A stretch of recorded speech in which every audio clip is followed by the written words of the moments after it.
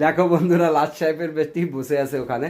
তো বন্ধুরা, তোমাদের একটা জরুরি কথা বলার জন্য আমি আজকে একটা ভ্লগ ভিডিও করছি, কারণ আমি কালকে একটা ভিডিও আপলোড করেছি, তোমরা অবশ্যই দেখেছো, যে প্রিয়াঙ্কা ভ্লগার্স যে আমার টোটাল আমার ভয়েস নিয়ে ভিডিও বানায়, লোকে বলে আমি ফেক, ও নাকি এই ভয়েসের অরিজিনাল মালিক। তো আমি সেসব কথা ছাড়ছি, সেসব কথা বাদ দিচ্ছি। প্রিয়াঙ্কা ভ্লগ, তোমাকে আমি একটা কথাই বলবো, এতদিন তুমি আমার ভয়েসে বানিয়েছো টোটাল মিউজিক, মানে টোটাল সাউন্ড আমার।